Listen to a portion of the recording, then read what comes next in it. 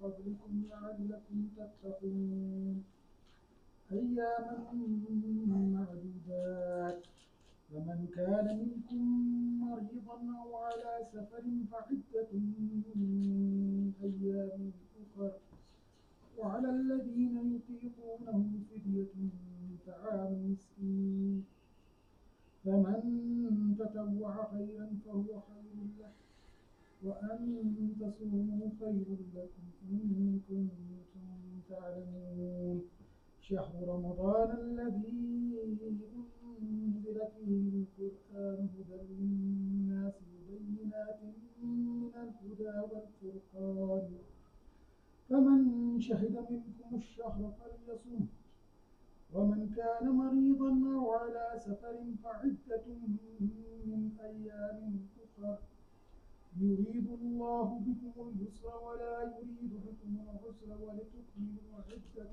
ولتكبروا الله على ما هداكم ولعلكم تشكرون وإذا سألك عبادي عني فإني قريب أجيب دعوة الداع إذا دعاني فليستجيبوا لي وليؤمنوا بي لعلهم يرشدون أحل لكم ليلة الصيام الرفث إلى نسائكم هن لباس لكم وأنتم لباس لهن علم الله أنكم كنتم تختارون أنفسكم فتاب عليكم وعفى عنكم فالآن باشروهن وابتغوا ما كتب الله لكم وكلوا واشربوا حتى يتبين لكم الخيط الأبيض من الخيط الأسود من الفجر ثم أتموا الصيام إلى الليل ولا تباشروهن وأنتم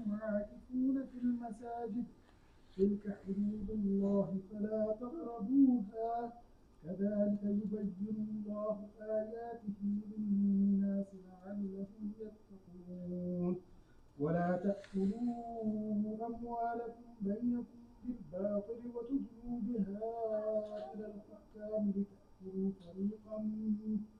فريقا من أموال الناس بالإثم وأنتم تعلمون صدق الله العظيم. जज़ाक औज़ु बिल्लाहि मिनश शैतानिर रजीम बिस्मिल्लाहिर रहमानिर रहीम रब्बि इश्रह ली सदरी व यस्सिर ली अमरी वहलुल उक़दतम मिन लिसानी यफ़क़हू क़ौली। ये आयत बिर के बाद जैसे हमने पिछली दफ़ा नोट किया और ये ज़िक्र हुआ था कि आगे पूरे सूरह बकरा में इसी की आगे तशरीह है। ये नेकी के जो आमाल हैं उनकी आगे तफसील है। ये अजमालन वो आयत बिर में बयान हुए थे, वो क़िसास और फिर वो वसीयत करना माल रह जाए तो उसके मुतल्लिक़ हमने पिछली दफ़ा हमने कुछ देख लिया था। आज ये वाला जो रुकू है, रुकू नंबर 23 है इसका सूरह बकरा का, ये एक्सक्लूसिवली यानी ख़ास तौर पर रमज़ान के रोज़ों के मुतल्लिक़ है। रोज़ों के मुतल्लिक़ है, रमज़ान के रोज़े, रमज़ान का स्पेशली हमारे रोज़े हैं ही रमज़ान में, रोज़ों के मुतल्लिक़ रोज़े के अहकामात इसमें बयान हुए। तो शुरू इसी तरह होता है जैसे अभी तिलावत हमने सुनी है कि या अय्युहल्लज़ीना आमनू, ये मोमिनों को खिताब है कि सारे के सारे मोमिनों, या अय्युहल्लज़ीना आमनू, रोज़े भी तुम पर फ़र्ज़ किए गए हैं। कुतिबा अलैकुमुस्सियाम, तुम पर रोज़े लिख दिए गए। ये कुतिबा का लफ्ज़ हमने पिछली दफ़ा भी पढ़ा था कि कुतिबा अलैकुम, तुम पर लिख दिए गए, तुम पे फ़र्ज़ कर दिए गए, लाजिम कर दिए गए। अस्सियाम, रोज़े। सौम रोज़े को कहते हैं, अपने आप को रोकने को कहते हैं, वैसे उसका लफ्ज़ी तर्जमा रोकने का कहते हैं। अरबों में यहूद के अलावा, यहूद और ईसाइयों के अलावा अरबों में रोज़ा रखने का कोई कॉन्सेप्ट, वो रोज़े नहीं रखते थे, उनका कोई कॉन्सेप्ट नहीं था रोज़े का। लेकिन अरब एक और किस्म का रोज़ा रखवाते थे, वो अपने घोड़ों को रोज़ा रखवाते थे।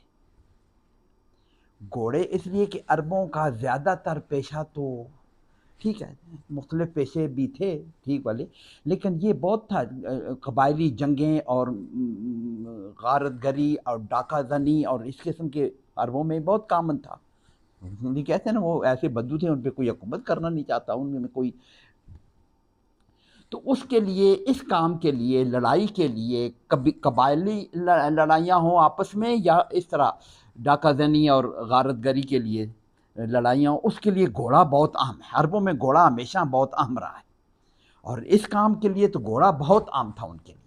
اونٹ، حالانکہ اونٹ ان کا بہت امپورٹنٹ جانور ہے ان کا، اونٹ اس کام کے لیے، لڑائیوں کے لیے، جنگوں کے لیے اونٹ ایسا کارگر نہیں تھا۔ وہ گھوڑے پالتے تھے، اچھے گھوڑے پالتے تھے، اور پھر گھوڑے کو ان کو سدانا ہوتا تھا۔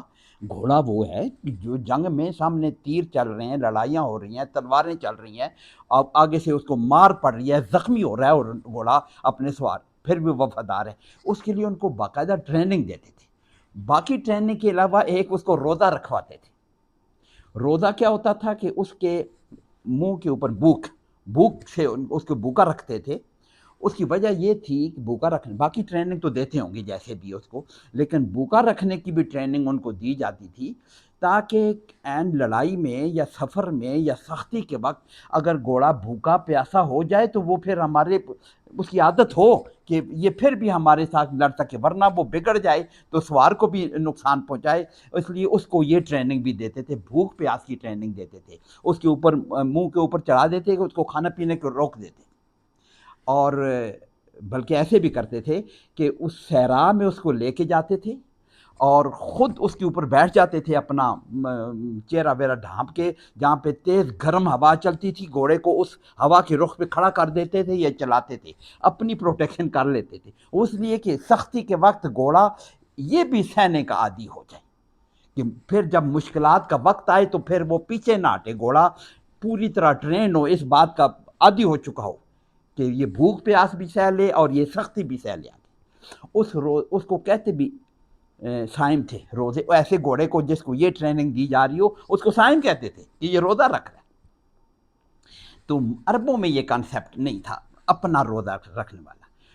حضور صلی اللہ علیہ وسلم مکہ میں بھی مکی صورتیں دیکھیں، کہیں پہ روزے کا ذکر نہیں ہے، اور ہم نے تاریخ میں یا احادیث میں پڑھا کہ روزہ حضور صلی اللہ علیہ وسلم نے مدینہ میں آ کے ہی روزہ رکھا ہے، ایام 20 کے روزے رکھے ہیں، عاشور کا روزہ رکھا ہے، یا کوئی اور یہ رمضان کے روزے، یہ سارے مدینہ میں آ کے یہ سلسلہ شروع ہوا ہے۔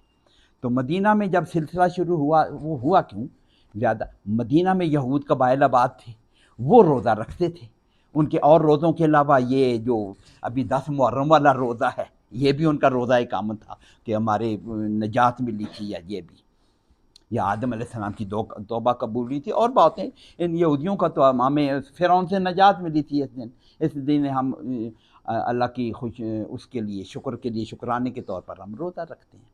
تو حضور صلی اللہ علیہ وسلم نے فرمایا ہم بھی رکھیں گے، 2 روزے رکھیں گے، ایسے بہرحال۔ تو پھر حضور صلی اللہ علیہ وسلم نے اپنے مسلمانوں کو بھی روزہ رکھنے کی ترغیب دی، اور ہر مہینے یہ ایام 20 کے، ایام 20 ہی کہتے ہیں نا ان کو، یہ 3 روزے رکھنے کا عادی بنایا۔ عربوں میں، ان عربوں میں مجاہدین میں، یہ جو مہاجرین گئے ہوئے تھے یا باقی عرب وہاں کے جو اوس و خزرج والے جو تھے، وہ یہودی تو نہیں تھے، ان میں یہ روزہ رکھنے کی مشقت برداشت کرنے والی بات نہیں تھی، تو اس لیے ان کو ایسا کانسیپٹ دیا گیا کہ یہ روزے آپ رکھو، ترغیب دی گئی، فرض تو شاید نہ کیے گئے اس وقت، ترغیب دی گئی یہ روزے رکھو، اور یہ اسی آیت میں آگے بیان ہو رہا ہے۔ ایسے بھی ان کو اجازت دی گئی تھی کہ اگر آپ روزہ نہیں رکھ سکتے کہ اس کے بدلے میں آپ فدیہ دیں گے، آپ فدیہ دیں گے، ہاں مسافر ہو تو وہ نہ رکھے، یا جو بوڑھا ہے وہ نہ رکھے، مریض ہو وہ نہ رکھے، لیکن جو علی الذین یطیقونہ آگے آ رہا ہے، جو روزے کی طاقت رکھتا ہے وہ فدیہ دے، ایک مسکین کا کھانا، ایک مسکین کو کھانا کھلانے کا جو فدیہ ہے وہ فدیہ دے۔ تو یہ پہلی والی 2 آیتیں جو ہیں، شاید یہ علماء نے لکھا ہے، شاید یہ اس ٹریننگ کے اس عرصے کے دوران ہے، تدریج کے ساتھ یہ روزے کے احکام آئے ہیں، پہلے ترغیب دی گئی ہے، 3 روزے رکھوائے گئے ہیں، پھر رمضان کے روزے۔ اور یہ پہلی دو آیتیں جو ہیں، آیت نمبر یہ 150 پہلی جو پڑھی ہیں ہم نے، نمبر جو بھی ہے اس کا 185 ہے، ہاں یہ دو آیتیں شاید غزوہ بدر سے پہلے کی ہیں، غزوہ بدر کے سے پہلے کی یہ آیات ہیں۔ اس وقت یہ روزے اس طرح فرض نہیں تھے، شاید روزہ رکھنے کی ترغیب دی گئی، حالانکہ رمضان کے روزے سے شاید اس سے پہلے بدر سے پہلے شاید فرق، کیونکہ رمضان روزوں میں یہ آئی ہے غزوہ بدر، 17 رمضان کہتے ہیں نا، رمضان کے دوران ہی آئی ہے، اس وقت شاید یہ شہر رمضان، یہ جو اگلی تیسری آیت آگے آ رہی ہے وہ نازل ہوئی ہے۔ لیکن اس سے پہلے یہ نرمی والے روزے تھے، ایام بیض والے، ترغیب والے روزے تھے، اور اس میں بھی یہ سختی نہیں تھی کہ آپ مسکین کو کھانا کھلا سکتے ہیں، مریض کو تو ویسے بھی ضرورت نہیں تھی اور سفر والے کو، لیکن کھلا سکتے تھے۔ اب یہ یہ تیاری کروا رہے ہیں مسلمانوں، اب اس میں لکھا ہوا ہے، دیکھیں ہم پوری آیت پڑھتے ہیں نا کہ یا ایھا الذین آمنوا، اے ایمان والو، کتب علیکم الصیام، تم پر وہ روزے فرض کر دیے گئے ہیں، کما کتب علی الذین من قبلکم، یہ کوئی نئی بات نہیں ہے، یہ ساری قوموں پر روزے فرض ہوتے رہے، یہود کو دیکھ بھی لیا آپ نے، لیکن یہ آدم علیہ السلام سے لے کر میں بھی اس وقت تھے، تو علی الذین من قبل، یہ روزے فرض کیے، کما جیسا کہ کتبہ فرض کیے گئے، علی الذین ان لوگوں پر، من قبلکم کوئی تخصیص نہیں ہے کن لوگوں پر، من قبلکم تم سے پہلے جو قومیں گزری ہیں ان پر یہ روزے فرض کیے گئے تھے، اور اس کی وجہ بتا رہے ہیں لعلکم تتقون، تاکہ تمہیں وہ تقوی پیدا ہو جائے، وہ جرت پیدا ہو جائے، اللہ کے احکامات پہ ڈٹے رہنے کی وہ قوت پیدا ہو جائے، جیسے گھوڑے کو وہ تیار کر رہے ہیں، یہ مسلمانوں کو اس جہاد کے لیے، جنگ کے لیے، یا ہر قسم کی سختی کو سہنے کے لیے اللہ کے احکامات سے پیچھے نہیں ہٹیں گے، اس طرح جس طرح گھوڑے کو وہ اس اپنے کام کے لیے تیار کر رہے تھے، یہ مسلمانوں کو اللہ پاک تیار کر رہا ہے اس کے لیے، ہر قسم کی سختی سہنے کے لیے، قتال جہاد کی بات ہو، ویسے زندگی کے جتنے بھی مشکلات مراحل آتے ہیں دین کے مقابلے، دین کا کام کرتے ہوئے، تو ان مشکلات کو فیس کرنے کے لیے یہ تقویٰ ہوگا۔ یہ آخری آیت بتائے گی کہ یہ تقوی کا وہ کیا ہے، ٹیسٹ کیا ہے، یہ تتقون جب ہوگا، تقویٰ جب مل جائے گا تو اس کا ٹیسٹ کیا ہوگا کہ تقویٰ کا پتہ کیسے چلے گا کہ تقوی والی منزل آئی یا نہیں آئی اس کو تقویٰ۔ تو یہ لعلکم تتقون، یہ روزے اس لیے فرض کیے گئے ہیں، یہ جو سختی ہم پر اس لیے ڈالی گئی ہے کہ تاکہ تمہیں وہ تقویٰ اختیار ہو جائے، وہ تقویٰ اختیار کیا ہوگا، اس کا ٹیسٹ آگے آ گیا۔ اور یہ روزے ہیں کہ ایام معدودات، ایام یوم کی جمع ہے، معدودات معدود عدت گننا، عدہ گننے کو کہتے ہیں، عدت وہاں سے نکلا ہے، مؤنث اس کا ہے عدت یا گننا، معدودات گنے چنے دن، ایام معدودات گنتی کے چند دن ہیں جن میں یہ روزے رکھنے ہیں۔ ابھی یہاں رمضان کا ذکر نہیں ہے، نہ 30 کا ذکر ہے، 29 کا ذکر ہے، پورے مہینے کے ذکر نہیں ہے، گنتی کے چند دن ہیں، وہ گنتی کے چند دن ہیں، ابھی واضح نہیں ہے، شاید یہ ہو کہ یہ ایام بیض کے ہی روزے ہوں، گنتی کے دن ہیں، کیونکہ گنتی کے دنوں کے لیے بعض علماء نے یہ لکھا ہے، یہ معدودات کا لفظ ہے، یہ 3 سے لے کر 9 تک کی گنتی کے لیے عام طور پر بولا جاتا ہے، کیونکہ وہ آگے ایک دو رکوع کے بعد وہ حج والی آیت آ رہی ہے نا کہ منا میں جو وہاں پہ وَاذْكُرُوا اللَّهَ فِي أَيَّامٍ معدودات، وہاں پہ بھی ایام معدودات کا ذکر وہاں پہ بھی آیا ہے، وہ 3 دن ہے یا 4 دن ہے، عام طور پر 3 دن ہے، کوئی چوتھا دن ٹھہرنا چاہتا ہے، تو ایام معدودات شاید یہ 3 سے 9 دن کی گنتی کر ہے۔ یہ ایام معدودات اگر ایام بیض کے یہ 3 روزے ہیں یا کوئی اور روزے، حضور صلی اللہ علیہ وسلم عاشورے کا بھی روزہ انہوں نے رکھنا شروع کر دیا تھا، شاید جب یہودیوں کو دیکھا تو 10 محرم کا اور 9 محرم کا دونوں کا روزہ شروع کر دیے تھے، بہرحال گنتی کے چند دن تھے، ایام معدودات گنتی کے چند دن ہیں۔ اگلے سینٹینس سے شاید یہ فرق پتہ چلتا ہے کہ شاید رمضان کے بھی اسی میں شامل ہو، اس میں شامل ہو، اس لیے آگے حکم یہ آ رہا ہے فمن کان منکم، فمن پس جو کوئی کانا منکم ہو تم میں سے، کانا یکونو وہاں میں پڑھا ہوا ہے، کانا منکم تم میں سے، مریضاً اگر وہ بیمار ہو، روزہ نہ رکھ سکتا ہو، او علی سفرن یا سفر پہ ہو، فعدۃ من ایام اخر، یہ اللہ پاک جو حکم دے رہے ہیں نا، فعدتن گنتی پوری کرنی ہے، فعدہ عدت گنتی پوری کرنی ہے، من ایام اخر باقی دنوں میں، جو جب اس کو موقع ملے، جب صحت ہو جائے، جب سفر سے واپس آ جائے، ایام اخر میں دوسرے دنوں میں یہ گنتی پوری کرے۔ شاید اس سے پتہ چلتا ہے کہ شاید یہ رمضان والے روزے ہوں جو حکم ہو رہا ہے، کیونکہ ایام بیچ کے روزے تو پتہ نہیں فرض تھے یا نہیں تھے، تو یہ عدت من ایام اخر سے پتہ چلتا ہے کہ شاید یہ رمضان بھی اسی میں شامل ہو۔ یہ آیت، یہ دوبارہ یہ سینٹینس آگے بھی دہرایا گیا اگلی آیت میں بھی۔ تو جو کوئی تم میں سے مریض ہو یا سفر پر ہو تو پھر روزہ نہ رکھے، اس کو اجازت ہے، یہاں لکھا ہوا تو نہیں ہے فمن کان منکم مریضا او علی سفر، اگر اس کو سفر پہ، تو اس کا مطلب ہے کہ وہ روزہ نہ رکھے، فعدۃ من ایام اخر، سفر کے روزے کے لیے آگے دوسری آیت میں آ رہا ہے کہ اللہ پاک نے آسانی پیدا کی ہے، انما یرید اللہ، کیسے ہم تمہارے لیے آسانی پیدا کرتے ہیں، سختی سے بچاتے ہیں، تو سختی سے بچایا ہے اللہ پاک نے کہ روزہ سفر میں، وہ سفر کی مدت وہ پھر تشریح کی ہوئی ہے علماء نے کہ سفر کی کیا مدت ہے، کتنی سفر، وہی علی سفرن، یہ آگے آ رہا ہے کہ وَإِن كُنتُمْ عَلَىٰ سَفَرٍ، عَلَىٰ سَفَرٍ کا مطلب یہ ہے کہ ترجمہ اردو میں کریں نا، وہ سفر پر ہو، وہ بندہ سفر پر ہے۔ اب یہ سفر پر تو یہ تو نہیں ہے نا کہ میں یہاں سے سلٹ جا رہا ہوں، اب سے نکل گیا ہوں یا ویلیاں جا رہا ہوں، تو مجھے تو کوئی نہیں کہے کہ وہ سفر پر ہے۔ سفر پر کوئی ایک سفر کی کوئی مقدار ہوگی جس کو عام طور پر کہتے ہوں گے کہ وہ بندہ سفر پر ہے، اس کے لیے علماء نے، فقہاء نے وہ تشریح کی ہوئی ہے کہ 3 دن کے ہیں، امام ابو حنیفہ کے نزدیک وہ 3 دن کی مسافت ہے، وہ 48 میل ہے، جو بھی ہے جیسا بھی ہے، لیکن سفر باقاعدہ جس کو سفر کہا جا سکے اس وقت یہ روزہ نہ رکھنے کی اجازت ہے۔ ہاں کوئی رکھ لے، آگے آ رہا ہے کوئی رکھ لے، وعلی الذین، اب یہ وہ آ گیا جس کے ہم نے ذکر کیا تھا، وعلی الذین یطیقونہ، اور وہ لوگ جو یطیقون، اطاقہ یطیقو کہتے ہیں کہ طاقت رکھنا، سخت رکھنا، جس میں اتنی ہمت ہو روزہ رکھنے کی، اس کو کہیں گے وعلی الذین یطیقون، جو یہ طاقت رکھتے ہیں، اس کی، کس کی، روزہ رکھنے کی طاقت رکھتے ہیں، پھر بھی روزہ نہ رکھنا چاہیں، یہاں معذوف ہے وہ والا بات، یہاں لکھا ہوا نہیں ہے وعلی الذین یطیقون، وہ لوگ جو روزہ رکھنے کی طاقت رکھتے ہیں، صلاحیت رکھتے ہیں، ان میں ہمت رکھتے ہیں، تو آگے لکھا ہے فدیۃ طعام مسکین، فدیہ کس لیے کہ طاقت رکھنے کے باوجود بھی نہ رکھنا چاہیں یا کسی وجہ سے نہ رکھیں تو ان کے لیے فدیہ ہے، یہ تو یقون ان کو موجود ہے، لیکن ان کو فدیے کی اجازت دی گئی ہے، جیسے ہم نے کہا کہ ان کو فدیے کی اجازت دی گئی ہے کہ یہ جو روزے ہیں محدود چند دنوں کے، ان میں یا یہ شروع کے روزے ہیں، میں بھی رمضان کے ہوں لیکن رمضان کے آگے آ رہا ہے، دوسری آیت آ رہی ہے، اب یہ رمضان کا ذکر نہیں ہوا پہلے، جیسے میں نے کہا یہ روزے جو فرض کیے گئے ہیں ان کے لیے یہ اجازت تھی کہ آپ جو طاقت رکھنے کے باوجود بھی نہ رکھنا چاہیں تو فدیہ دے سکتے ہیں، فدیے کی مقدار بھی لکھی ہوئی ہے، طعام و مسکین، ایک مسکین کا ایک کھانا، مسکین کا ایک کھانے کا، اس کے لیے بھی فقہاء نے اس کی کہا ہوا 2.25 سیر گندم کے برابر وہ فدیہ ہے جو بھی ہے، تو فدیہ اس کے مالی بدلہ دے دیا جائے اس روزے کے لیے، کسی مسکین کو ایک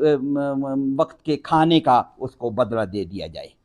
فمن تطوع، فمن، پس جو کوئی تطوع، اپنی خواہش سے، اپنی خوشی سے نیکی کرنا، اس کو کہتے ہیں تطوع، جو اپنی خواہش سے، خوشی سے نیکی میں بڑھنا چاہے، خیرن، نیکی میں بڑھنا چاہے، فہو خیر اللہ، یہ اس کے لیے بہتر ہے۔ اس کا کیا مطلب ہے کہ جو آدمی روزہ بھی رکھنا چاہے تو سختی ہے، وہ سہل ہے، وہ زیادہ بہتر ہے، لیکن اگر ایک مسکین کا کھانا ہے تو وہ 2 کو کھلا دے، یہ ہے نا فمن تطوع خیرن، وہ اپنی طرف سے نیکی میں بڑھنا چاہتا ہے، اس کو پتہ تو ہے روزہ رکھنے کے عمل زیادہ اچھا ہے، اس کو بھی احساس تو تھا، یہ فدیہ تو اللہ پاک نے ایک آسانی پیدا کی ہوئی ہے نا، اوریجنل حکم تو روزے کا تھا، حضور صلی اللہ علیہ وسلم کا تھا، یا اللہ کی طرف سے تھا، جو روزے، اوریجنل حکم تو روزے کا تھا، اس پہ اگر کوئی کسی کو، صحابہ کو احساس تو ہوتا ہوگا جو روزہ کا الذین یطیقون، روزے کی صلاحیت کے باوجود بھی اگر وہ فدیہ دے رہے ہیں تو بعض لوگ ہوتے ہوں گے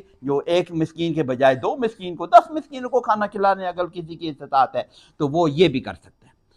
اس کی اور بات بھی علماء نے لکھی ہے، ایسے بھی ہوتا تھا کہ بعض صحابہ ایسے بھی کرتے تھے کہ وہ روزہ بھی رکھتے تھے، مسکین کو بھی کھانا کھلا دیتے تھے، اللہ پاک کے ان کو صلاحیت دی تھی، وہ تو نیکیوں میں آگے بڑھنے والے تھے. فمن تطوع خیرن، وہ تو ایسے لوگ تھے اپنی خواہشات کے ساتھ، اپنی خواہشات انہوں نے جنت کے لیے اپنی وقف کی ہوئی تھیں، اپنی ساری خواہشات بھی. فمن تطوع خیرن، پھر جس کو نیکی میں آگے بڑھنے کا خیال ہو تو فهو خیر اللہ، یہ اس کے لیے پھر یہی اس کے لیے بہت زیادہ بہتر ہو جتنی زیادہ نیکی کرے گا. وَأَن تَصُومُوا خَيْرٌ لَكُمْ، یہ اللہ پاک نے اجازت تو دے دی ہے فدیے کی، ایک مسکین کو کھلاتے ہو، دو کو کھلاتے ہو، لیکن ساتھ بتا دیا ہے وَأَن تَصُومُوا خَيْرٌ لَكُمْ، اور اگر تم روزہ رکھو تو یہ تمہارے لیے زیادہ بہتر ہے. فدیے کا یطیقونہ، ان لوگوں پر فدیے کی اجازت کے باوجود اللہ پاک حکم دے رہے ہیں یا تجویز دے رہے ہیں کہ وَأَن تُصِیمُوا، اور اگر تم تصوموا، تم روزہ رکھو، سامہ یسومو سے تم روزہ رکھو، خیر لکم، تمہارے لیے بہتر یہی ہے، ان کنتم تعلمون، اگر تم جانتے ہوتے. اس کا ترجمہ یوں کریں، ان یہ کیا کہتے ہیں، ان کون سی والی، کہ یہ شرطیہ والی، اگر تم جانتے، اگر اس بات کا تمہیں علم ہوتا نا تو تمہیں بھی یہ بات سمجھ آ جاتی کہ یہ روزہ رکھنا ہی بہتر ہے. ان کنتم تعلمون، اگر تم جانتے ہوتے تو تم یہ روزہ رکھنے کو تم بھی بہتر ہی سمجھتے. اجازت تو دی ہوئی ہے لیکن بہتر یہی ہے کہ روزہ رکھو. اب یہ آیت آئی ہے شہر رمضان والی. یہ جو پہلی آیت ہے ایام معدودات، اور پہلی والی جو یا ایھا الذین آمنوا، ان میں رمضان کا ذکر نہیں ہے، وہ ایام جس میں ذکر. اب اس اگلی آیت میں رمضان کو وہ ایام معدودات مختص کر دیے گئے ہیں کہ یہ رمضان کا پورا مہینہ روزے ہیں. اب ایام معدودات نہیں ہے، اب شہر ہے، پورا مہینہ ہے. ایام معدودات لگتا ہے کہ مہینہ نہیں ہوگا ایسے تو، لیکن ایام معدودات کے بجائے اب شہر رمضان، پورا مہینہ رمضان کا روزہ رکھنے ہیں.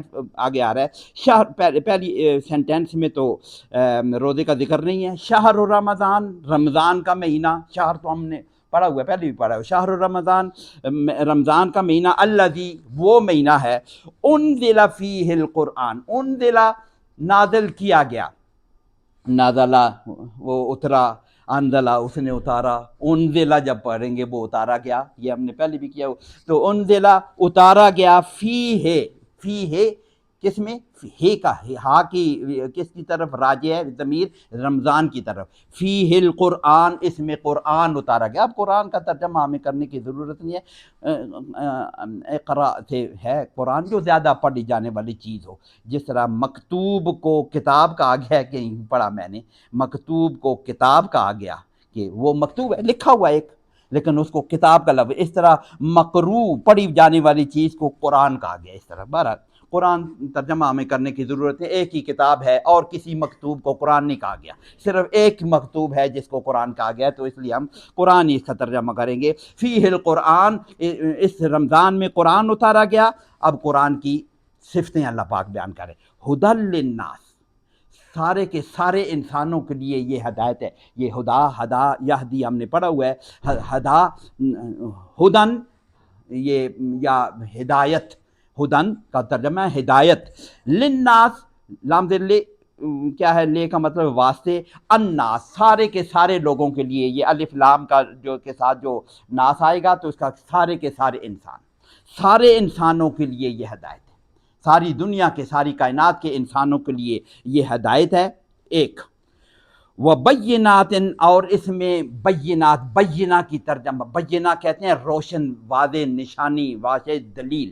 بینات، اس میں دلیلیں ہیں، من الہدا، ہدایت کے لیے. ہدایت میں سے کہ مطلب اس قرآن میں ہدایت کے لیے مختلف بینہ موجود ہیں، اس میں دلیلیں موجود ہیں. والفرقان، حق و باطل کے درمیان تمیز کرنے کی دلیلیں موجود ہیں. وہدن وبینات من الہدا والفرقان، یہ دلیلیں اس کے لیے، ہدایت کے لیے دلیلیں، اور حق و باطل کی تمیز کرنے کے لیے یہ دلیلیں موجود ہیں. سارے انسانوں کے لیے ہدایت، اور اس میں دلیلوں کے ساتھ حق و باطل کی تمیز بھی ہو جاتی ہے اور ہدایت کی تمیزیں بھی. تو پھر اب اللہ پاک یہاں پہ ڈائریکٹ حکم دے رہے ہیں، فمن شہدہ منکم، فمن، پس جو کیا سینٹینس شروع کہاں سے ہوا، شہر رمضان، بیان کیا ہوا ہے یہ رمضان کا مہینہ ہے جس میں قرآن اترا ہے، جس میں یہ دلیلیں ہیں، ادھر رمضان کا ذکر ہے. فمن شاہد منکم الشہر، پر فمن جو کوئی شاہدہ گواہی دی، حاضر ہوا، موجود ہوا، اس نے پایا، جس نے فمن شاہدہ منکم، تم میں سے، الشہر یہ والا رمضان، الشہر یہ رمضان جس نے یہ رمضان کا مہینہ پا لیا، فلیصم، لام اگلا جو ہے یہ امر والا ہے، فلیصم، وہ روزہ رکھے ہو اس مہینے میں، فلیصم لام امر ہے یہ لام، تو پس اس کو چاہیے کہ وہ روزہ رکھے۔ اور اب آگے یہ وہ والی جو علی الذین یطیقونہ والی بات جو تھی وہ ختم ہو گئی، لیکن وہ مریض اور سفر کی جو شک تھی اس کو باقی رکھا اللہ پاک نے دوبارہ یہاں پہ بیان فرما دیا ہے، فمن شہد منکم الشہر فلیصم، تو تم میں سے جو کوئی اس مہینے کو پا لے، اس میں حاضر ہو، اس میں موجود ہو، اس پہ گواہ ہو، تو وہ اس پہ روزہ رکھے گا۔ تو فمن شاہدہ پہ یہ ثابت ہوتا ہے کہ روزہ اسی وقت رکھیں گے جب رمضان ہم پہ آ جائے گا۔ اس لیے وہ احادیث میں موجود ہے کہ حضرت عبداللہ بن عباس رضی اللہ تعالیٰ عنہ نے شام کی رویت کی لیے، شام پہ رویت کی کوئی پتہ نہیں بیان آیا تھا، اس پہ انہوں نے کہ ہم اپنی رویت پہ روزہ رکھیں گے، مجھ پر رمضان تو تب آئے گا نا جب یہاں پہ چاند طلوع ہو جائے گا، جب چاند آ جائے گا۔ تو فمن شاہدہ، جب اس نے پا لیا رمضان کو تو روزہ رکھے گا۔ فمن کانا، پھر جو کوئی مریض ہے، اولا سفرن، وہی بات ہے وہ سفر پر ہو، اس کی فعدۃ من ایام اخر، یہ دوبارہ ریپیٹ اس لیے کر دیا گیا ہے کہ یہ والی سہولت ابھی بھی باقی ہے، وہ والی سہولت جو پچھلی آیت میں جو اجازت دی گئی تھی، اس میں علی الذین یطیقونہ طعام و مسکین والا بات، فدیہ والی بات نہیں، یہاں پہ ختم ہو گئی ہے، لیکن یہ والی سہولت باقی ہے۔ پورے مہینے کے روزے کا حکم دے دیا گیا ہے، اور پھر جو سفر والا ہے، جو مرض والا ہے، اس کو اللہ پاک نے اجازت دی۔ پھر حضور صلی اللہ علیہ وسلم کی مبارک حدیث ہیں، مریض کوئی شامل کر لیں، وہ پھر فعدۃ من ایام اخر، بعد میں گنتی پوری کر لے۔ بہت بوڑھا ہے مثال کے طور پر، اس پر بھی وہ روزہ نہیں رکھ سکتا، یا کوئی اور وجہ ہے تو روزہ نہیں رکھ سکتا، اگر بعد میں اس کو توفیق ہو جاتی ہے روزہ رکھنے کی تو پھر وہ آگے ہے، یرید اللہ بکم الیسر، یہ بولی آیت، یرید اللہ، ارادہ یرید، ارادہ کرنا، چاہنا،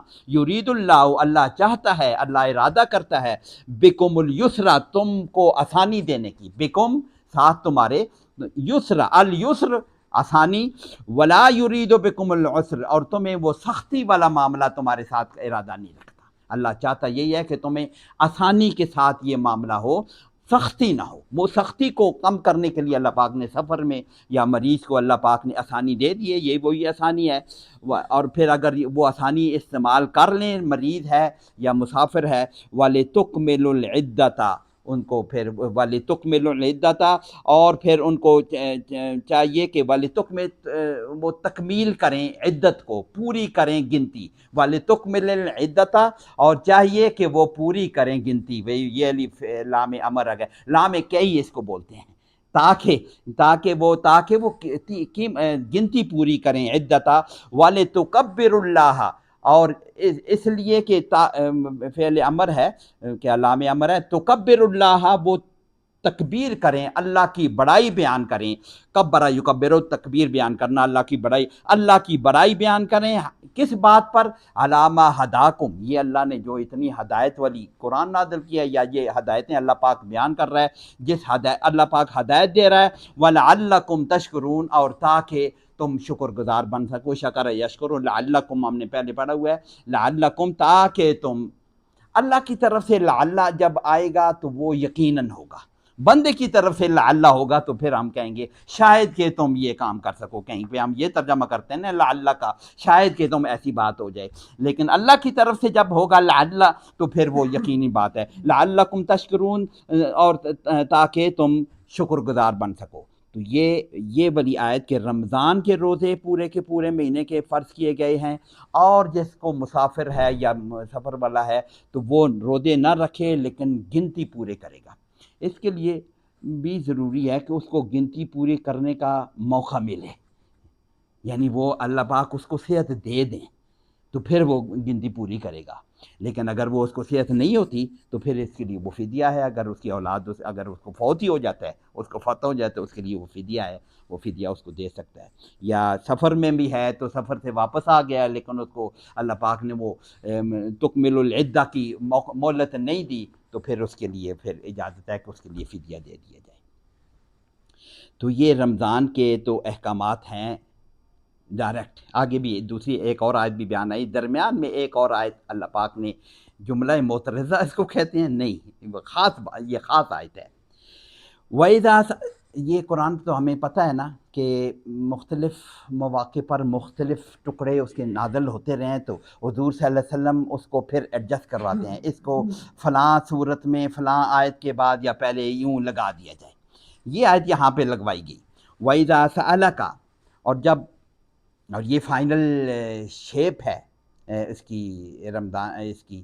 اچھا یہ درمیان میں ایک بات امپورٹنٹ بات کرنی رہ گئی تھی، یہ جو شہر رمضان الذی انزل فیہ القرآن کی بات کی ہے نا کہ رمضان کے مہینے میں قرآن نازل ہوا ہے. قرآن تو 23 سال میں نازل ہوا ہے. حضور صلی اللہ علیہ وسلم پر تو قرآن 23 سال میں نازل ہوا ہے. اس کی ایک اور سورہ قدر میں ہے کہ انزلناہ فی لیلۃ القدر، ہم نے اس کو لیلۃ القدر میں نازل کیا ہے. قرآن کے متعلق اللہ پاک نے فرمایا ہوا ہے.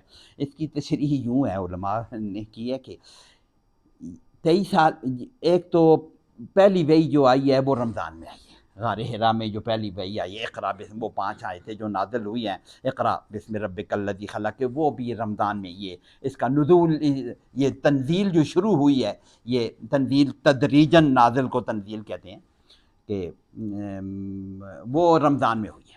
اور جو لیلۃ القدر میں اس کو اتارا گیا اس کے لیے علماء نے تشریح کیا ہے کہ اس کو لوح محفوظ سے آسمان دنیا پر اس لیلۃ القدر میں اتارا گیا، اور پھر اس سے تدریجاً 23 سال کے عرصے میں جبریل علیہ السلام وہاں سے لے کے حضور صلی اللہ علیہ وسلم پہ آتے رہے. اس میں ایک بات ذرا سی ایڈ کرنے کی، اللہ معاف کرے کمی بیشی.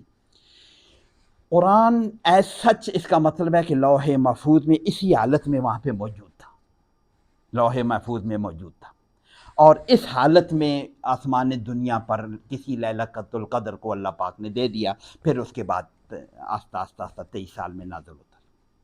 اس میں تو کچھ واقعات لکھے ہوئے ہیں، اس میں کوئی کسی بندے کا کام کرنا، کسی صحابی کا، کسی کافر کا، حضور صلی اللہ علیہ وسلم کا کوئی عمل بیان ہوا ہے، زید بن حارثہ کا عمل بیان ہوا ہے، فلاں وقت طلاق ہو گئی.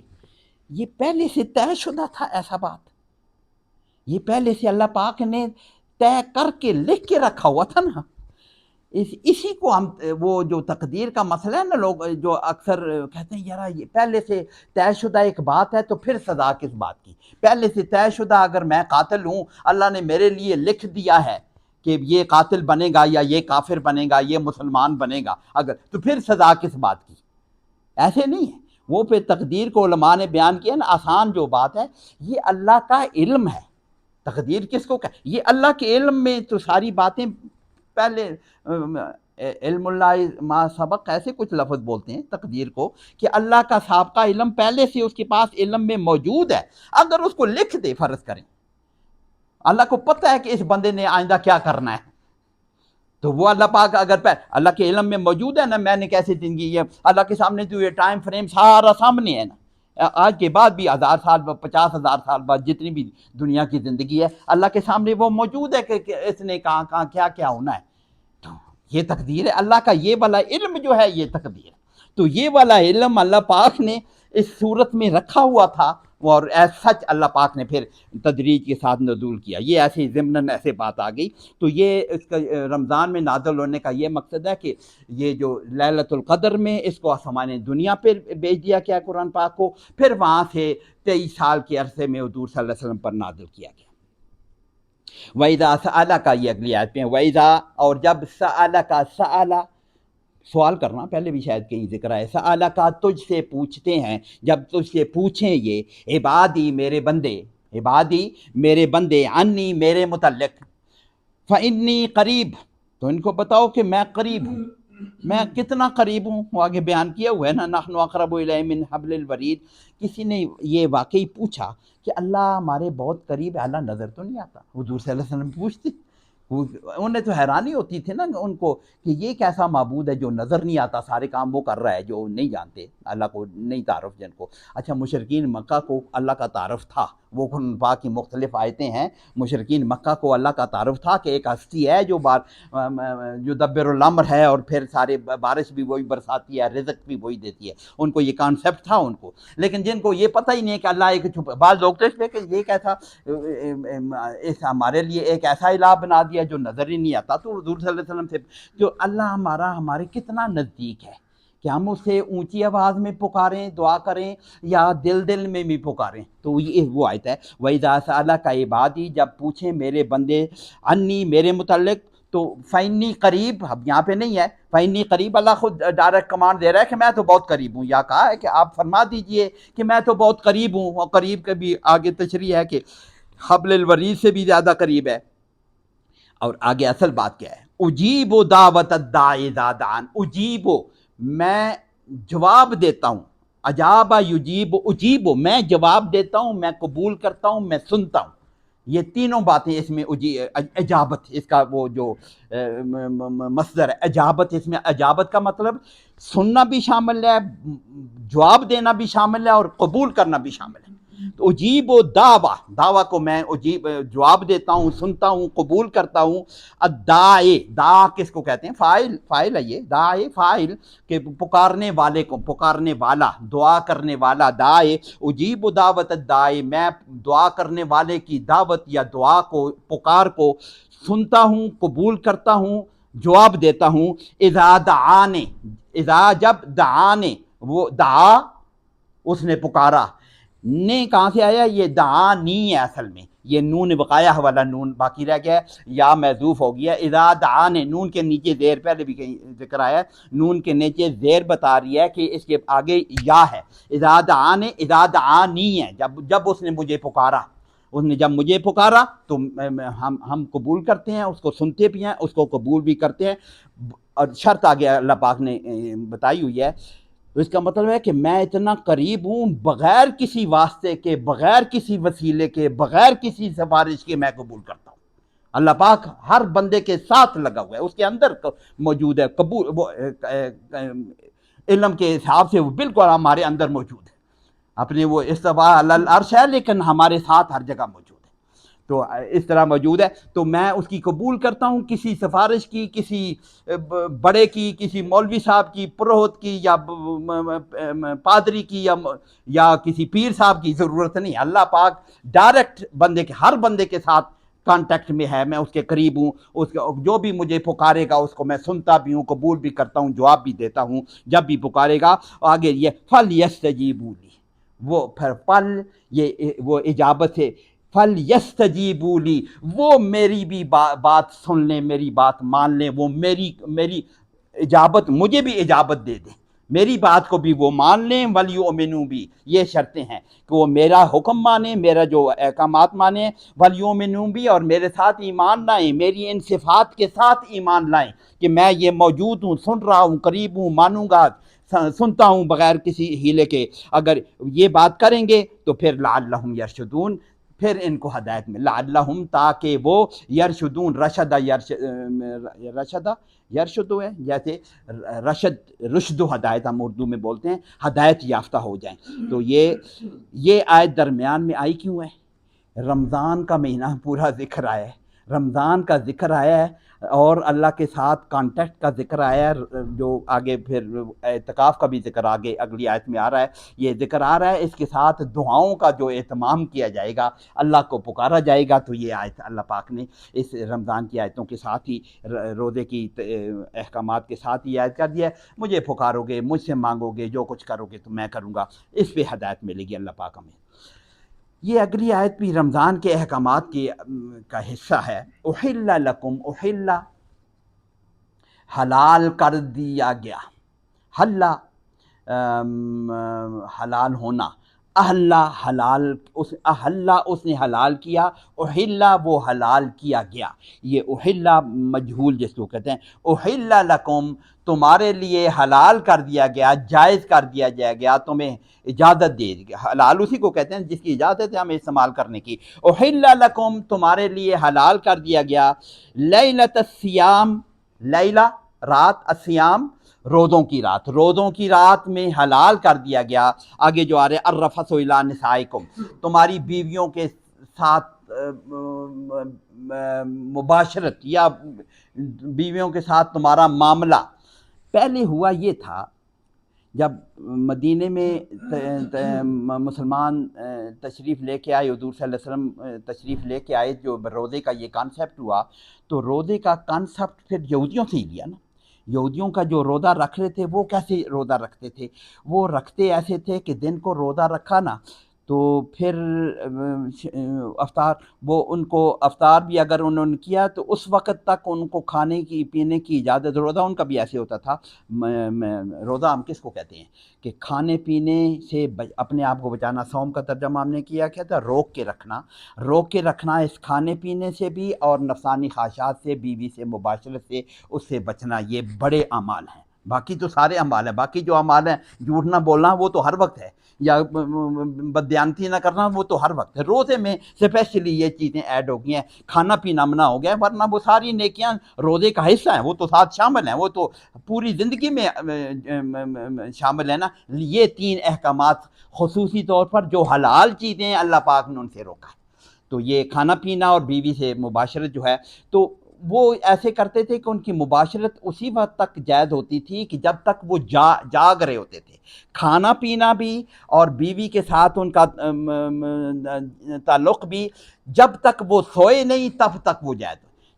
یہی کانسیپٹ شاید حکم بھی ہو. قرآن پاک میں ایسا حکم نہیں ہے کہ رمضان میں آپ بیویوں کے ساتھ نہیں جا سکتے، حکم کوئی یہی حکم ہے. لیکن اس سے معلوم ہوتا ہے کہ شاید پہلے سے یہ حکم ہو، حضور صلی اللہ علیہ وسلم نے حکم دیا ہو، یا لوگوں کا کانسیپٹ وہی ہو جو یہودیوں کا تھا کہ وہ جب روزہ ایسے رکھتے تھے، وہ جو ایام بیس کے بھی روزے تھے یا رمضان کے بھی شاید روزے ایسے ہی، وہ ایسے رکھتے تھے کہ جب تک جاگ رہے ہیں کھانے پینے کی اجازت ہے، اور جو ہی وہ سو گئے اگلا روزہ شروع ہو جاتا ہے. ایسے بھی ہوتا تھا کہ سو کر اٹھ کر کھانے پینے کی وہ ان کے کانسیپٹ میں اجازت نہیں تھی، نہ کھانے پینے کی اجازت تھی، نہ بیوی کے ساتھ تعلق کی کوئی اجازت تھی. تو اس پہ آگے ایک لفظ آ رہا ہے، اس کو میں پہلے پڑھ، انکم کنتم تختانون انفسکم، تم اپنے خیانت اپنے آپ سے، اپنے اندر سے خیانت کرتے. وہ خیانت وہ کیا تھی؟ وہ یہ تھا کہ جب ایک آدمی روزہ جاگ سو گیا تو بیوی پاس ہوئی ہوئی ہے.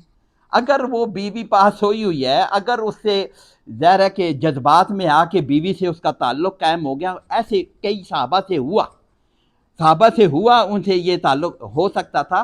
تو یہ اللہ پاک نے کہا قد علم اللہ، میں جانتا ہوں کہ یہ تم میں یہ بات موجود ہے کہ تم بیویوں سے یہ تعلق قائم کر لیتے ہو. یہ اس کو خیانت نہیں کہا اللہ پاک نے، خاص لفظ ہے، اس کو میں بتاتا کرتا ہوں. تو یہ اس کی تشریح کے لیے یہ آدنا کہ تم پر یہ جائز کر دیا گیا ہے، حلال کر دیا گیا ہے تمہاری بیویاں. یہ بہت بڑی سہولت دے گی. پہلے سے یہ کانسیپٹ تھا کہ بیویوں کے ساتھ رفث کہتے ہیں بے پردہ ہونا، یعنی کپڑے اتار دینا. یہ اس کا بھی یہ بھی لفظ ہے، یا تعلق اس کے رغبت کرنا آپ اس کو کہہ لیں. لیکن اس کا لفظی ترجمہ اگر کریں گے کہ بے پردہ، کیونکہ آگے اگلے ساتھ ٹکڑا آیت کا آ رہا ہے، رفث الی نسائکم، اپنی بیویوں کے ساتھ بے پردہ ہونا تمہارے لیے حلال قرار دیا گیا، یعنی اس کے ساتھ سارے معاملات حلال کر دیے گئے. ہن لباس لکم، وہ عورتیں لباس لکم، تمہارے لیے لباس ہے. اس کا کیا مطلب؟ لباس کا جو تعلق کسی انسان کے ساتھ ہے وہ بیوی کا تعلق ہے، مرد کے ساتھ بیوی کا. لباس کا ایک کام یہ ہے کہ یہ میرے جسم کے ساتھ لگ سکتا ہے، لگا ہوا ہے. بیوی بھی جسم کے ساتھ ڈائریکٹ کانٹیکٹ میں آ سکتی ہے. ایک تو یہ ہے. دوسرا لباس میری بہت سی خامیوں کو چھپا کے رکھا ہوا ہے، میرا پردہ ہے. بیوی بھی ہر مرد کا پردہ ہے. اگلی سینٹنس دوسرا بھی ہے، ہن لباس لکم، وہ تمہارا لباس ہے. اس لحاظ سے، دونوں لحاظ سے بھی، کہ تم ان کے ساتھ بے پردگی کی حالت میں بھی تم ہر قسم کے کانٹیکٹ کی بھی اجازت ہے، اور یہ تمہارے تمہاری عزت کی حفاظت، تمہارے نام کی حفاظت جو بھی ہے تو وہ تمہارے لیے لباس کے بجائے ہیں. ہن لباس لکم، وہ تمہارے لباس ہیں، وانتم لباس لہن، اور تم بھی ان کے لیے لباس کی حیثیت رکھتے ہو یا اوڑھنا بچھونے کی حیثیت رکھتے ہو. عالم اب وہ والی بات کہ یہ ہم نے یہ کیوں اعلان فرمایا جا رہا ہے کہ تمہارے لیے آیت ہے. عالم اللہ، اللہ نے جان لیا، عالم یعلم، اللہ جانتا ہے، جان لیا. عالم اللہ، اللہ نے جان لیا، انکم، بے شک تم، کنتم تختانون. کانا جب مضارع کے ساتھ جب کانا سے کوئی والا لگ جائے تو اس کا کیا مطلب؟ ماضی استمراری، شاید پہلے ہم نے دیکھا. کون تم تختانون، تم، میں لفظ ترجمہ وہی کروں گا، خیانت کیا کرتے تھے، انفسکم، اپنے آپ سے. اپنے آپ سے خیانت کا کیا مطلب؟ کہ کانسیپٹ تو ان کا یہ تھا کہ رات کو سونے کے بعد بیوی سے ہم بستری نہیں ہے، حکم تو نہیں ہے قرآن پاک میں، لیکن اگر صرف ان کا اپنا کانسیپٹ ہو، اگر ان سے اس سے غلطی ہو جائے تو مسلمان تھے نا، صحابہ تھے نا، بہت اونچے لوگ تھے، غلطی تو کسی سے بھی ہو سکتی ہے. صحابی کوئی معصوم عن الخطا تو نہیں ہے، معصوم عن الخطا تو صرف نبی ہے نا. صاحب اگر وہ غلطی ہو جاتی تو وہ اپنے طور پر اپنے اندر شرمندہ تو ہوتے تھے نا کہ ہم نے یہ خیانت کی ہے. وہ خیانت کا ترجمہ یہ جو تختانون، خانہ نہیں ہے، خانہ کا لفظ نہیں استعمال ہوا، وہ اس کے لیے یہ اس کا جو مادہ ہے کن تم تختانون، اختیان اس کو بولتے ہیں. اختیان کا مطلب یہ ہے کہ خیانت کے لیے جو ہیلے بانے کیے جاتے ہیں اس کو اختیان کہا جاتا ہے. صرف خانہ نہیں ہے، خانہ کا لفظ قرآن پاک میں کہیں ذکر آیا ہے شاید کہ خیانت کرنا. یہ وہ جو ہیلے بانے ہیں نا اپنے آپ، تو پھر وہ شرمندہ تو اللہ ہرگز یہ نہیں چاہتا تھا کہ کسی پر کسی کی ضمیر پہ بھی یہ ہو غلطی والا کانسیپٹ صحابہ میں اگر موجود ہو کہ یہ غلطی ہم سے ہوئی تھی، ضمیر پر بھی ایسا بوجھ نہ ہو. اللہ نے کہہ دیا کہ وہ آگے الآن کیسے تختانون انفسکم، وہ تم اپنے نفسوں سے، اپنی جان سے خیانت کر رہے تھے، اپنے آپ سے ایک قسم کی خیانت کر رہے تھے کہ دل میں تو انہیں خیال آتا تھا نا کہ یہ کام ٹھیک نہیں ہے. ان کا کانسیپٹ تھا، اگر حکم تھا تو پھر تو سرین وہ غلطی تھی، لیکن اگر کانسیپٹ تھا تو پھر بھی ان کا ضمیر تو کہتا تھا. اگر ان کا کانسیپٹ یہ تھا کہ یہ رمضان کی رات میں یہ جائز نہیں ہے تو پھر فتاب علیکم، اللہ نے معاف کر دیا. اللہ تمہارے پاس تابہ کے ساتھ علا جب آیا، اللہ نے تمہاری وہ اگر خطا ہے تو اس کو معاف کر دیا. وعفا عنکم، ہم نے تم کو معاف، ہم پھر عفا یعفو ہم نے پڑھا ہوا ہے، تم نے معاف کر دیا. فالآن، یہ فالآن پس اب، الآن کہتے ہیں اب، فالآن پس اب سے، باشروہن، تم ان کے ساتھ مباشرت کرو. بشر وہ بھی بشرہ بھی سکن کو کہتے ہیں کہ ہر قسم کا کانٹیکٹ جب پہ ہو. مباشرون، ہم مباشرت کا لفظ اردو میں استعمال ہوتا ہے، ان کے ساتھ سارے معاملات کر سکتے ہو، بوس و کنار سے لے کر اینڈ تک. باشروہن وابتغوا ما کتب اللہ لکم، وابتغوا، ابتغاء یبتغی، چاہنا، خواہش کرنا، وابتغوا، اور خواہش کرو، ما کتب اللہ لکم، ما جو کچھ کتب اللہ، اللہ نے لکھ دیا، لکم تمہارے لیے. اس کے لیے دونوں باتیں ہیں. بیوی سے مباشرت پہ کیا چاہتا ہے انسان، اس کے وابتغوا کیا ہے، خواہش کیا ہے؟ ایک تو اولاد کی خواہش ہے، وہ تم خواہش کرو، اولاد کی خواہش کرو اسے ملنے کی. صرف اتنا نہیں ہے، اسے یہ بھی چاہتا ہے کہ سیٹسفیکشن جو اس کے ساتھ مل کے دونوں کو جو سیٹسفیکشن، وہ بھی تو ایک خواہش ہے نا. اللہ پاک نے خواہشات پوری کرنے کے لیے انسان کو بیوی دی ہے نا، تو وہ خواہش، تو جو اگر وہ خواہش پوری کرنا چاہتے ہو، اولاد کی خواہش پورا کرنا چاہتے ہو، وہ تم چاہو. وابتغوا، تم مانگو، تم چاہو، ما کتب اللہ لکم، جو اللہ نے تمہارے لیے لکھ دیا ہے وہ تمہارے لیے. وکلوا واشربوا، اور کھانے کی بھی اجازت دی جا رہی ہے. وکلوا، اور کھاؤ، واشربوا، اور پیو. یہ ہم نے پڑھا ہوا ہے کلو وشربو، اکل یا کلو، اور شارب یشربو سے نکلے. کلو، تم سب کھاؤ، وشربو، اور پیو، حتیٰ، یہاں تک کہ، اب وہ لمٹ بتائی جا رہی ہے کہاں تک آپ کو یہ اجازت ہے. یہ مسلمانوں کا روزے کی لمٹ جو بتائی گئی ہے اس آیت میں. یتبین لکم الخیط الابیض من الخیط الاسود، یتبین، واضح ہو جانا، یتبین لکم، تمہارے لیے بالکل واضح ہو جائے. تبین یتبین، واضح ہو جانا. بالکل واضح ہو جائے. یہاں پہ لفظ کیا لکھو ہے؟ سبحان کا ہاں نظر آئے لکھا نہیں یہاں پہ کچھ اور. اچھا صاف نظر آ جائے، واضح ہو جائے، واضح ہو جائے. یتبین لکم تمہارے لیے واضح ہو جائے کیا چیز؟ الخیط الابید من الخیط الاسود. لفظی ترجمہ یہ ہوگا، خیط کہتے ہیں داڑھی کو، دھاگے کو. خیاط کہتے ہیں نا، دردی کو خیاط اس لیے کہتے ہیں. خیط الابید سفید دھاگا، سفید داڑھی. من خیط الاسود کالی داڑھی سے. وہ یہ کیا ہے؟ حضور صلی اللہ علیہ وسلم کے الفاظ اس میں مینشن ہے، حدیث میں نے پڑھی تھی ابھی لیکن الفاظ یاد نہیں رہے، کہ یہ رات کی سیاہی اور صبح کی روشنی جب سورج افق پر، ہمارے پہاڑوں میں یہ پتہ نہیں چلتا، یہ منظر افق پر ہوتا ہے کہ افق سے جب سورج آ رہا ہوتا ہے تو سیاہی غائب ہو رہی ہوتی ہے، تو اس کی لائن، روشنی کی لائن ظاہر ہوتی ہے افق پر، جس کو ہم صبح صادق اس کو کہتے ہیں نا. تو یہ جو کالی لائن اور سفید لائن جہاں سے واضح ہو جائے، واضح ہو کا مطلب ہے کہ اس میں بھی اجازت ہے. ایگزیکٹلی کچھ مت میرے لیے اب واضح نہیں ہوئی، میں دیکھ رہا ہوں واضح ہونے تک روزہ میں ماں سے شروع کروں گا. تو اب تو علماء نے ایگزیکٹلی ٹائم گن کے طے کر دیا، تو ہم گھڑیوں والے ہو گئے ہیں، لیکن جو اس وقت تو گھڑیاں نہیں تھی تو یہ نشانات تھے صبح صادق کے. کیا کرو گے کہ جب یہ سفید داڑھی، رات کا اندھیرا، دن کی روشنی وہ ملتے ہوئے وہ لائن نظر آ جائے، الگ الگ نظر آنے لگ جائے، تو اس وقت تک تم کلو وشربو اور باشرو والی بات اس میں ہے، اس وقت تک کر سکتے ہو. اور پھر حضور صلی اللہ علیہ وسلم نے تو اس پہ اور زیادہ بہتری کی سبیل یہ کہتے سنت قرار دے دیا، سحری کے وقت اٹھ کے کھانے پینے کو سنت قرار دے دیا. سحری کے اینڈ تک، اس ٹائم تک اللہ اس سنت قرار دے دیا، تو پھر یہ آسانی آ گئی، ساری رات سہولت ہوگی. تو یہ سہولت تو اللہ پاک نے دی ہے اس آیت میں. وَلَا تُبَاشِرُوهُنَّ وَأَنْتُمْ عَاكِفُونَ فِي الْمَسَاجِدِ. ایک رکاوٹ ڈالی ہوئی ہے کہ تم ان کے ساتھ مباشرت نہیں کر سکتے وَأَنْتُمْ عَاكِفُونَ فِي الْمَسَاجِدِ، جب تم مسجد میں اعتکاف کر رہے ہو.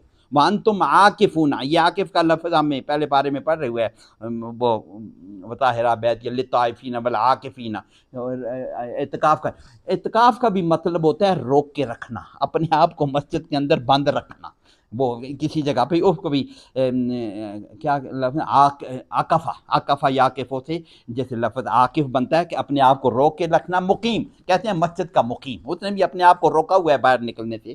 تو مان تم عاکفون، اور تم عاکف ہو، تم اعتکاف کر رہے ہو مسجد میں. ولا تباشرون، اس وقت یہ مباشرت کی اجازت نہیں. فی المساجد، مسجد میں جب تم اعتکاف کر، تو مسجد میں اعتکاف، مردوں کا اعتکاف مسجد میں ہی ہوتا ہے. عورتوں کا اگر ہے تو گھر میں ہے، یہ اس میں پھر تشریح ہے، لوگ کہتے ہیں کہ عورتوں کا نہیں ہوتا، گھر میں بھی نہیں ہوتا. بہرحال تو مسجد میں اعتکاف ہوتا ہے.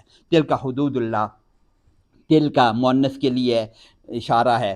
تل کا یہ حدود اللہ، حدود یہ ہم نے پہلے بھی کہیں ذکر ہوا ہے، جو جمع مکسر ہوتی ہے اس کو مؤنث مانا جاتا ہے عربی میں، چاہے مذکر کی ہو. تل کا حدود اللہ، یہ اللہ کی حدود ہیں، اللہ کی حدود ہیں، یہ حدیں ہیں اللہ کی طرف سے. فلا تقربوہا، فلا پس تقربوہا، اس کے قریب بھی نہ جاؤ. مؤنث ایک استعمال کیا ہے تو اس لیے ہا کا ہوا ہے. ان کے قریب بھی نہ جاؤ، اللہ کی حدوں کے قریب بھی نہ جاؤ. اور جگہ پہ کہیں اور پہ ذکر آیا ہوا ہے تلک حدود اللہ فلا تعتدوها، یہ بھی مختلف جگہ پہ ہے کہ اللہ کی حدوں کو کراس نہ کرو، اس سے زیادہ تعدی نہ کرو، اس سے زیادتی نہ کرو. یہاں پہ ہے فلا تقربوا، اس کے قریب بھی نہ جاؤ. گناہ تو وہی ہے، اللہ کی حد کو کراس کرنا گناہ ہے، وہ وہی ہے کہ فلا تعتدوها. گناہ تو تب ہوگا کہ جب اس کے کراس کر جائے گا، گناہ ہو جائے گا. لیکن یہاں پہ تقربوا کہا ہوا ہے کہ بس اپنے آپ کو بچا کے رکھو نا، اس سے جتنا دور رہ سکتے ہو رہ کے رہو، اس کے ان حدوں کے قریب نہ جاؤ جہاں پہ امکان پیدا ہو کہ تم تعتدوا میں شامل ہو جاؤ، اس کو کراس کر سکو. احتیاط یہ جیسے مشہور آیت ہے وہ ہم جو ولا تقربوا الزنا، زنا کے قریب بھی نہ جاؤ. گناہ تو زنا ہے، اس کو دور رکھنے کے لیے اللہ پاک نے اتنی رکاوٹیں کر دی. اس ایک گناہ کو بچانے کے لیے اللہ پاک نے سیگریگیشن رکھی ہوئی ہے، پردہ رکھا ہوا ہے، بات چیت کا ایک خاص انداز رکھا ہوا ہے. عورتیں مردوں سے بات کریں تو کیسے کریں، وہ ایسے الٹیمیٹ گناہ سے بچانے کے لیے. تو یہ ہے ولا تقربوا الزنا. تو یہ ولا تقرب ہوا تو اس کی علماء ایسے کہتے ہیں کہ اجازت ہے، اجازت تو ہے وہاں لمٹ تک، لیکن خطرہ بڑھتا جائے گا. وہاں ہے اجازت تو ہے لیکن خطرہ بڑھ جائے گا. تو تقویٰ یہی ہے کہ اس کے درمیان میں، اس رستے کے درمیان میں. کہیں مثال میں نے پڑھی کہ اس کو کس کو حضور صلی اللہ علیہ وسلم نے ایسے کہا کہ یہ حدود ایسی کہ ایک بادشاہ کی اپنی ایک چراگاہ ہو، اس کی حدیں ہوں، اس نے مقرر کیا ہوگا تو اس کے بچ کے رہے گا، ان حدوں کے قریب بھی کوئی نہ جائے. جب قریب جائے گا خطرہ تو ہوگا نہ، اس کو کراس نہ کر جائے. اس کے لیے ایک لفظ حدیث میں پڑھا.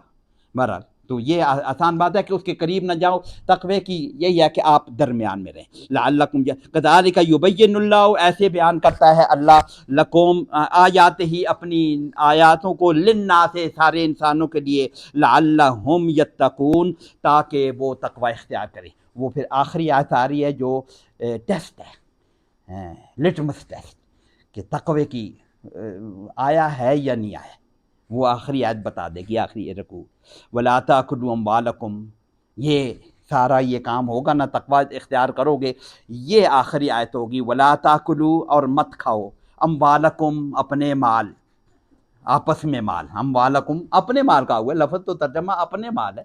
أَمْوَالَكُمْ بَيْنَكُمْ، آپس میں، بَيْنَكُمْ تم میں آپس میں، بالباطل، باطل طریقے سے، غلط طریقے سے نہ کھاؤ. کیا مطلب ہے؟ حرام نہیں کھانا. یہ ٹیسٹ ہے. تقوی کا لیول آئے گا، آپ دیکھ لیں. تقوی کا لیول کیا ہوگا؟ کسی کے تہجد، کسی کی نمازیں، کسی کے بہت روزے. تقوی کا لیول ہوگا، پتہ چلے گا کہ حرام پہ، جب حرام سے کتنا بچتا ہے، تقوی کا لیول اس پہ پتہ چلتا ہے. تو یہ لٹمس ٹیسٹ ہے ایک قسم کا.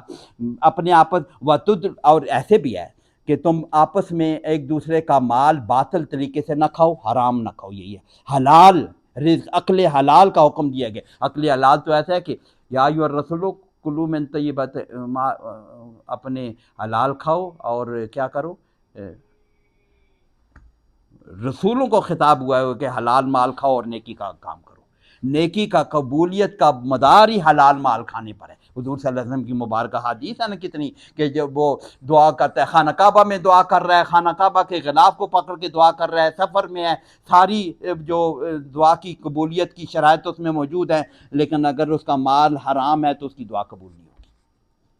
تو یہ مت کھاؤ آپس میں ایک دوسرے کا مال باطل کے ساتھ. وَتُدْلُوا بِهَا إِلَى الْحُكَّامِ، اور مت یہ والا معاملہ حکام تک پہنچاؤ. تدلو بہا، یہ جو سورہ یوسف میں آیت ہے، فادلہ دلوا، ایسے ہے نا کہ انہوں نے کنویں میں ڈول ڈالا، وہ ایک وسیلہ بنایا پانی نکالنے کے لیے. وہ جو عدلا دلوا، عدل، یہ وہی لفظ ہے کہ حکام تک یہ وسیلہ مت پہنچاؤ کہ تم اپنا ایسے بھی ہوتا ہے نا کہ ایک آدمی کو پتہ، آگے بتا رہا ہے، فریقاً من اموال الناس بالاسم وانتم تعلمون، تم یہ جانتے ہو کہ یہ غلطی ہے، گناہ ہے، لیکن ایسے معاملہ ہوتا ہے کہ اس کو پتہ ہے کہ اس کے پاس ثبوت نہیں ہے اس مال کا اپنانے کا، یا کسی کے پاس مال ہے، زمین ہے، جائیداد ہے، جو بھی ہے، اس کا ثبوت نہیں ہے، اور میں عدالت میں دعویٰ دائر کر دوں، مجھے پتہ ہے کہ اس کو میں ہراروں گا، اس کے پاس کوئی ثبوت نہیں ہے، یا کوئی میں ایسے کر لوں،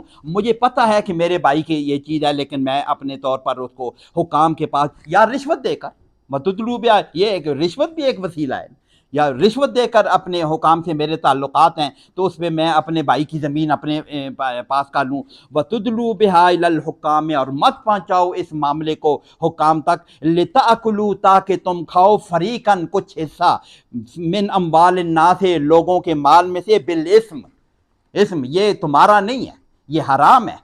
تم لیکن حکام کے پاس جا کے کوئی وسیلہ کر کے، کوئی طریقہ کر کے اپنے آپ اس کو تم حاصل کر لیتے ہو، تو اس پہ یہ کام مت کرو. وانتم تعلمون، تم یہ جانتے ہو. حضور صلی اللہ علیہ وسلم کے مبارک اس بارے میں حدیث بھی ہے نا، حضور صلی اللہ علیہ وسلم نے فرمایا، شاید ایسا معاملہ بھی پیش ہوا، شاید معاملہ پیش ہوا، یہ ایسے تھا کہ دو آدمیوں نے کوئی اسی قسم کا معاملہ تھا کہ یہ میرا ہے تو یہ میرا مال کا معاملہ، تفصیل نہیں یاد لیکن اس کا تھیم یاد ہے. تو حضور صلی اللہ علیہ وسلم نے دونوں کی بات سنی، تو کوئی ثابت تو نہیں، اس کی بھی دلیل حضور کے پاس، کوئی ثبوت تو اس کے پاس نہیں تھا. تو جس پہ دعویٰ تم اس کو کہا کہ تم قسم کھاتے ہو، تھا تو ثابت، تم قسم کھاتے ہو. قسم نہیں کھائی. قسم جب اس نے نہیں کھائی نا، پھر حضور صلی اللہ علیہ وسلم نے فرمایا تم میرے پاس اب معاملہ لے کے آتے ہو، کبھی ایسا بھی ہوتا ہے کہ تو ایک زیادہ اچھا بولنے والا ہے، زیادہ بڑھ کے چلنے والا ہے، ایسا بھی ہوتا ہے نا، دوسرا چپوس ہے چاہے حق میں وہی ہو، اور میں اس سے متاثر ہو جاؤں زیادہ بول چال پہ، تو میں غلط فیصلہ نہ کر رہی ہوں. تم جانتے ہو، وان تم تعلمون، تم جانتے ہو، تم یہ بات تو وہ بات تو جانتا ہے نا کہ میں غلط بول رہا ہوں. تو یہ ایسا معاملہ حکام پہ کا پاس لے جا کے کوئی اگر تم نے مال حاصل کر لیا کسی وجہ سے، وہ حلال نہیں ہو جاتا، کسی صورت میں حلال نہیں ہو جاتا. وہ تم اگر جانتے ہو کہ یہ میرا نہیں ہے، میرا مال نہیں ہے. تو یہ لٹمس ٹیسٹ ہے کہ تقوی کا لیول. آپ عام زندگی میں دیکھ لیں کہ بہت نیک لوگ ہوں گے، لیکن یہ حرام کی کمائی سے بچنا، کہیں ڈنڈی ماری یا کچھ کرنا، یہ تقوی کا لیول طے کرے گا کہ کسی کو تقوی کا لیول کتنا ہے. آخر دعوانا الحمدللہ رب العالمین.